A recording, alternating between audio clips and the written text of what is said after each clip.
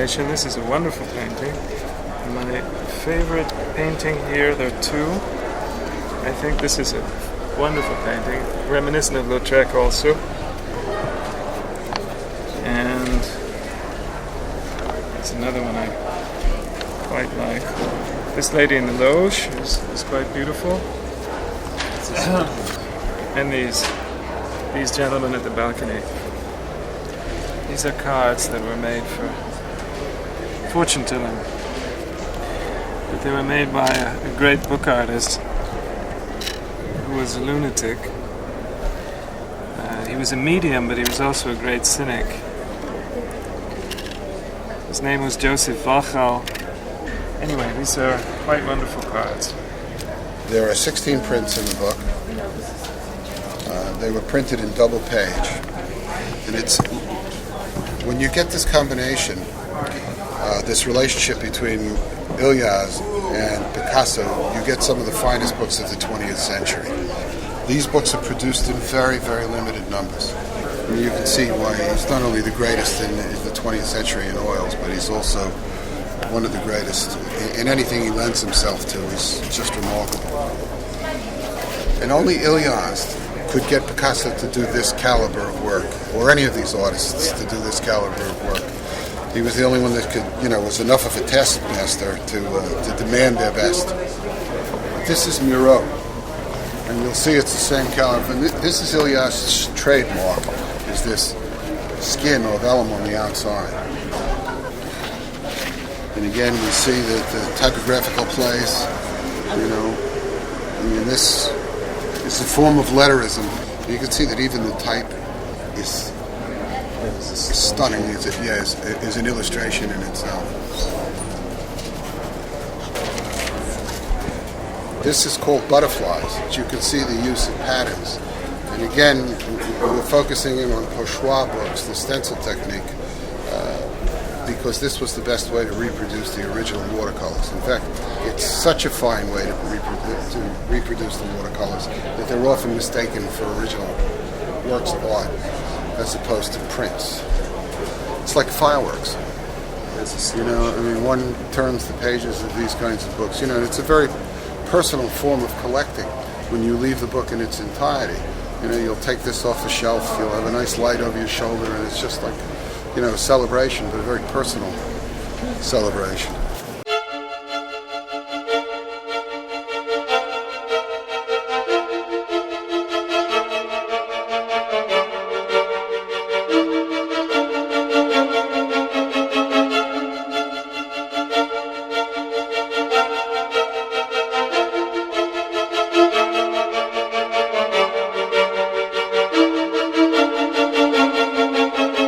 This is a presentation copy from Evil in Water, Graham Greene, and you couldn't get much better than that. One Catholic to another. And so in 1961, the night that Kennedy learned he'd won this overwhelming vote in the New Hampshire primary, the Kennedys were having a dinner party at their home in Georgetown, and Stuart Udall and his wife Lee were present. And just after Kennedy had gotten the phone call letting him know he'd won the New Hampshire primary, and essentially that meant that he would be elected as president, he signed this book to Lee Udall and gave it to her that night, and then became president. These come from Mr. Udall's estate. He's held on to them all these years, and so that's kind of a fun John F. Kennedy Association item. It's the importance of being earnest. This is the trade edition, and this was inscribed to Will Rothenstein.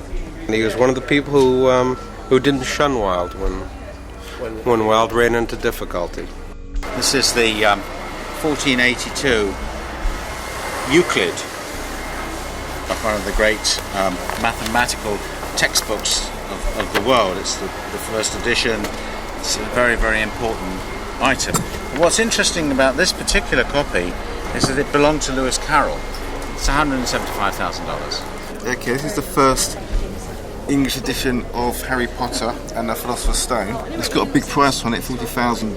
And the reason behind that is because there was only 500 published, and most of them went to libraries, so they got stamps in or they've been well read. It's difficult to get one in pristine condition. This one is also signed by her. It's got an inscription. Das Kapital is the foundational stone of the business plan of the store. And as far as I know, we're the only guys to bring gay pulps, gay and lesbian pulp. Which we sold to a the bunch. fair, Which we sold a fair Usually we amount. sell it to university libraries because they... But this time we broke down and decided we could offer it to the public. We think this is Hunter Thompson's best book. This is a book he wrote on the 1972 presidential election, which he covered for Rolling Stone magazine. This is signed by Mr. Thompson. It's very rare signed. It's the only copy I've ever seen signed. A 1776 Philadelphia edition of Common Sense. Too bad you folks don't know anything. It's been said that this is the book that started the American Revolution. One of the store plans is to do eventually a catalog on the romance of genocide, a catalog of classic Western Americana. We do have a section on the white problem in America. They're not good neighbors. They tend to kill the natives, import slaves, and otherwise abuse people, and we have a section on that. This copy is $50,000. We actually sell a lot of books to people that actually just read them. Oftentimes the jacket can have more appeal than the book itself, but as I said, we used to make a point of saying you can't judge a book by its contents. So, may I show you one?